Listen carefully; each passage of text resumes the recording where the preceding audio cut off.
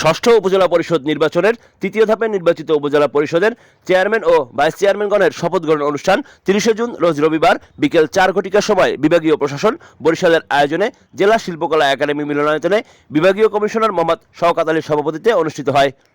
এ সময় বিভাগীয় ও জেলার অন্যান্য প্রশাসনিক কর্মকর্তাদের উপস্থিতির মধ্য দিয়ে নির্বাচিত উপজেলা চেয়ারম্যান ও ভাইস চেয়ারম্যানগণের শপথ গ্রহণ অনুষ্ঠান সম্পন্ন হয়।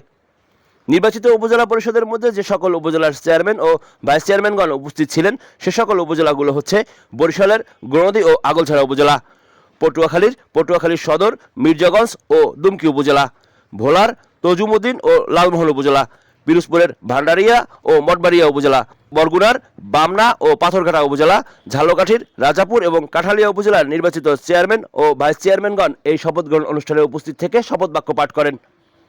শেষে আয়োজিত শপথ গ্রহণ অনুষ্ঠানের সভাপতি বিভাগীয় কমিশনার মোহাম্মদ শওকত আলী সভাপতির বক্তব্যের মধ্য দিয়ে অনুষ্ঠানের সমাপ্তি ঘোষণা করা হয়। আমার সামনে উপবিষ্ট নির্বাচিত